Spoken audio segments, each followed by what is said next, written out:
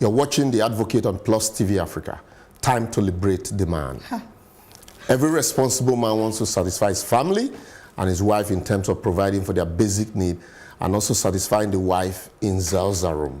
But doing this at the expense of the man's life is what I want to condemn. It's a common experience these days that some women openly talk about how bad their spouses are in bed, and most times the woman makes life difficult for the man by throwing abusive words at him. It's also common to see a lot of products being openly advertised and marketed for enhancement of a man's sexual performance. If I may ask, is sexual performance the basic of relationship or marriage? What really is at the heart of your union? Is it the marital bed? Why has this become such a focal point in marriage today?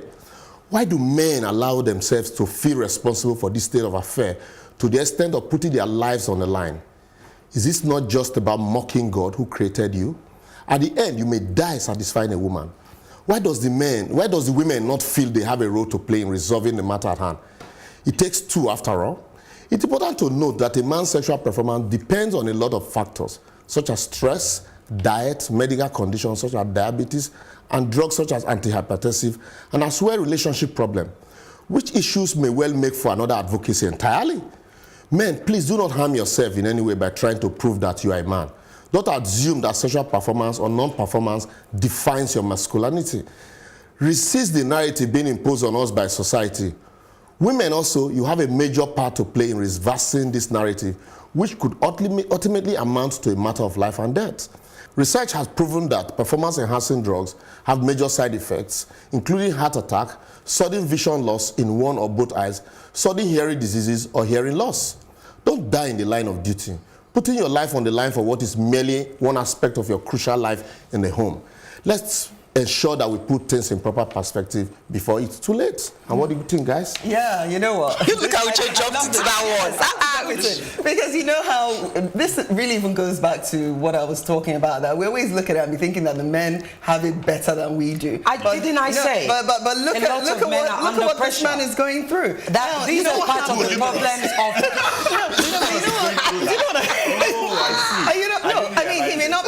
he may not be going through the real problems per se, but I mean the pressure.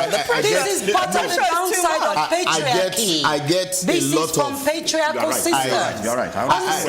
Recently, I have friends who called me from America. I have friends who called me from America, from Germany, from Europe. All they want is, please, can I get Abo Yeah, all kinds of Magani Burata Shia. Madhu.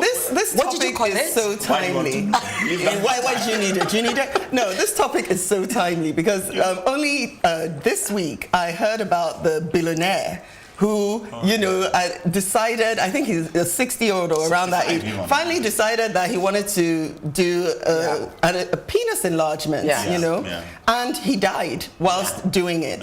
So that really tells you, in spite of all his money, a billionaire, exactly, who should be able to just get women dancing around him according, to the state of things, dancing around him willy-nilly, blah, blah. They shouldn't even be caring about that. But he seemed to feel that much pressure to take it to the surgery, table and then do himself over. So I really, really feel for you guys, and I really think, yes, I do. I don't feel for them. I want to hear what Chuka's got to say on this. Chuka, what have you got to say on this? Chuka, so masculinity has nothing to do with all of that. This is like them and us. You're a liberated man. Which part of him is liberated? Sorry, I forgot to mention though. I'm very surprised at this, and I think I'm surprised that you men feel this pressure because I'm not aware of many women, mature women. I think what happens is when you men go for these young girls, yes, when you 60-year-olds go for these 20-years and you're trying to impress them, Let Chuka go and then I'll sorry. I thought that I would have thought truly, that this was not really a problem. But that there's no real problem. There will always be one or two problems here and there. But I now begin to agree that there is a problem because I'm driving on the road. The other day I went to water. Somebody was shouting on a microphone near the market when we were in traffic. What was he shouting about? Okay, it's probably religious. It wasn't. He was talking to the men to come for various products. To then do what? Everywhere I drive. enhance the performance in the other room. I wanted you to finish your sentence. Yeah, you know.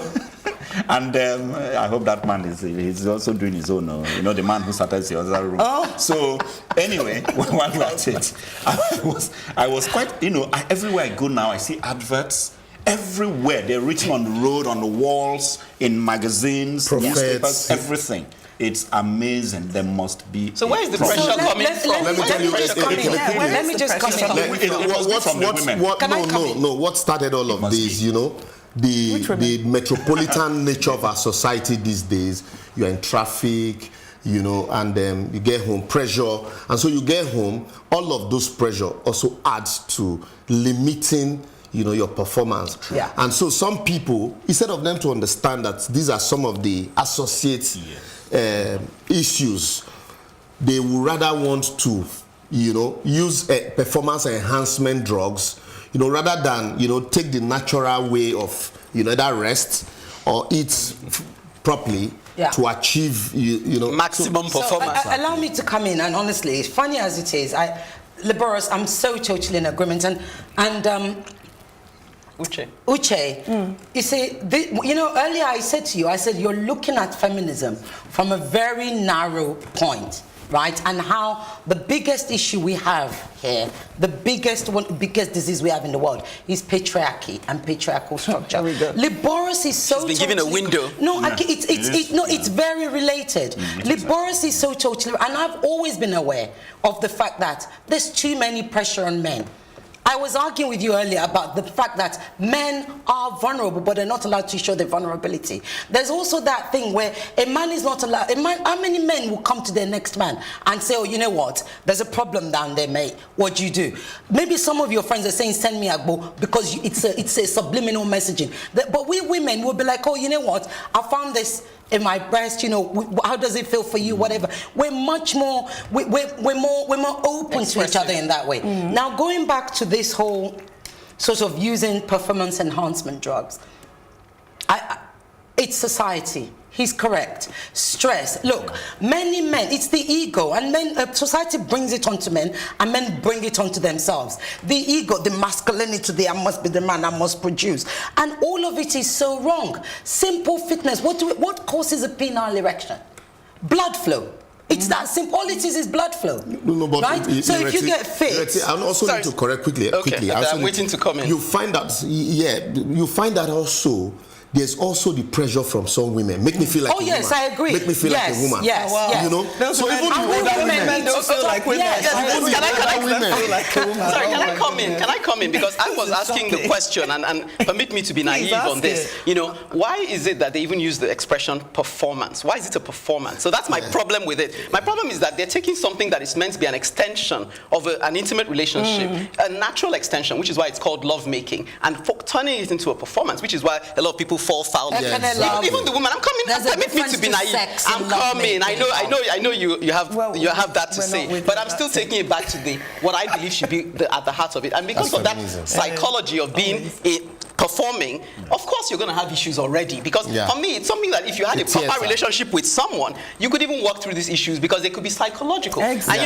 And and what comes to mind? What comes to mind as well is because when I was doing on radio parts of Nigeria, the way women and men talk about their sexual relationships is almost like a contract. The woman is saying I want. The man says, "Oh, they even quote the scripture. You should make your body available to." And I'm thinking, what kind of woman will even feel relaxed enough to enjoy that relationship? Like Kylie Minogue, that's the song that came to mind. What is love? Without the Christ. So that's the essence of where I'm going. I get the whole thing about performance. Yes. And honestly, when you keep saying, can we just call it relationship, love, sex? No, but it's still there's a purpose behind it. It's not self-gratification. Liborous is talking about sex. But he's also talking about it in the context of a relationship. Wives are not beginning to talk about and the actual act. He's not just talking about sex. The actual act in the context of a relationship. Allow me to finish, because I know you are comfortable giving it different names. Okay. The actual act is sex, and when it happens within a relationship, then it becomes lovemaking. So he's talking about it in the context of a relationship. He's talking about the act, which is the performance, right? That's what you're talking about. You're talking about the, and you're talking about the fact that you're talking about the fact that no, because that's what I hear you. You're talking about the fact that men are overwhelmed with the pressure to perform in the bedroom, right? That's what I'm saying. So it's not about necessarily lovemaking, because if it's lovemaking, there are different aspects to lovemaking. You didn't hear my link. But you didn't hear my. You didn't hear. That's what I'm saying. You didn't hear. Let me just make the point. But just bear with me. Let me make the link again for Reti, and then Liborous can come in. The reason I made that link in the first place is to say, and I don't know if you heard me, that the reason people are falling foul of this performance is because they haven't understood that performance is within a relationship. And if you're just performing, then of course you have many psychological hurdles to jump. But if you were within a relationship, then it's easier to navigate those issues because there's understanding, there's love, and those things oil the wheel. You see, another thing is, you know, quickly I'll say this so that because of time, so I'll go to social media. Another thing is that when the makers, in one of our episodes, Chuka talked about, you know, pushing a narrative. So when the makers of these drugs wants to push the narrative, they give the impression that with this, you are superhuman. You know, with this, you know, when your man has this, it makes you feel more like a woman. And so it's now built around, you need to take these drugs, forgetting that also societal pressure, you know, and that all there is to sex is not all there is to relationship. See, he's talking about in a relationship. You know, and so relationship has, you know, a lot much more than just the sex.